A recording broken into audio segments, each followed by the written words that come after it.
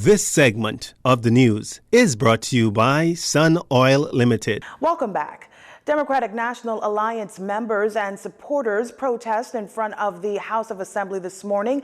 DNA leader Arinthia Komolafe says the party is demonstrating on behalf of the thousands of frustrated Bahamians across the length and breadth of the country. Here's Laurencia Smith with more details. That's the leader of the Democratic National Alliance, Arinthia Komolafe, who was joined by dozens of frustrated members of the party, marching with cowbells and blowhorns to downtown Nassau, chanting, "Dr. Pharaoh has to go," and ring the election bell. This morning, as parliamentarians made their way into the House of Assembly, police officers formed a human barricade around the group of protesters and escorted them from the Parliament Square across the street to Rawson Square. Mrs. Komolafe says that the DNA represents the voice of the frustrated Bahamian people. We have come to ask the Honorable Alexander Menace to ring the bell. For almost 365 days we've been under emergency orders, and the poor decisions by the Prime Minister have cost jobs. It has cost lives. It has cost livelihoods. And we are calling on the Prime Minister to free us from this misery, to free the Bahamian people from hell, and to ring the bell. The party leader says the party is confident that they will see victory once the election bell is rung. Meantime, aspirant candidate for the Elizabeth constituency, Hillary DeVoe, says that the people of Elizabeth are hurting and it breaks her heart. When I see my Prime Minister stand up in the House of Assembly and say he's giving our land to a different nation, I have a problem with that as a mother and as a woman of this country, as a Bahamian woman. We are Bahamians. Why are you neglecting us? So, me representing the Elizabeth constituency, I represent them people dead good. Because we getting our country back. We getting our natural resources, and our people are going to benefit in this nation. Aspirant candidate for Bain and Grantstown, Keno Lockhart, says he's advocating for food assistance for that community. The biggest problem is the food assistance program. We have many Bahamians who are in the Bain and Grantstown area that are not being able to be assisted. Housing is a serious issue. We choose to take $21 million and build sidewalks when we could have gone and refurbished homes, built homes in the city.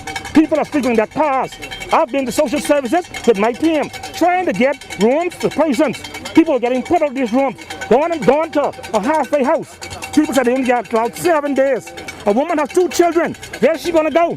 I can only do so much in my pocket, but they take $21 million to do sidewalks. This is ridiculous. How are we thinking? There you have it. Members of the Democratic National Alliance is calling for Prime Minister Dr. Hubert Minnis to ring the election bell and ring the election bell now. As they said, enough is enough. People are hurting. I'm Laurencia Smith for JCN News. Member of Parliament for West Grand Bahama and Bimini, Pakeisha Parker Edgecombe, has been appointed as the new Minister of State for Disaster Preparedness, Management and Reconstruction. Cabinet Office, in an official statement last evening, says the Parliamentary Secretary in the Office of the Prime Minister will take on this new post, becoming again the only female in a Minnis-led cabinet. As parliamentarians gather this morning for today's session of the House of Assembly, Mrs. Parker Edgecombe shared her plans for her new ministerial portfolio and her role as the only woman in the cabinet. We already have established a team in place for this ministry, which is fairly new for us in government.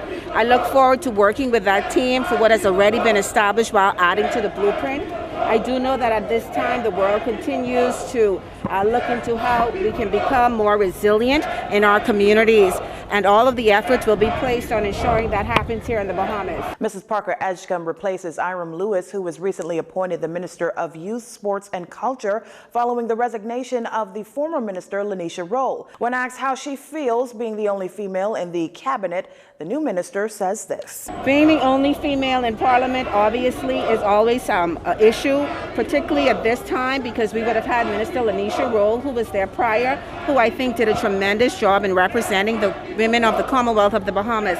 I don't want to be the only female. I wish that there were more, and I am going to work towards ensuring that more women are running for political office. And that has to start at the party level.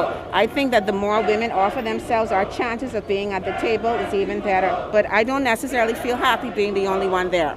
Mrs. Parker Edgecombe was also asked if she's up to the challenge, seeing that the general elections is set for 2022. It all takes work. I'm going to work hard, whether it be on the ground or at the ministry level. This is something that is going to be a team effort. I am not a solo person in this.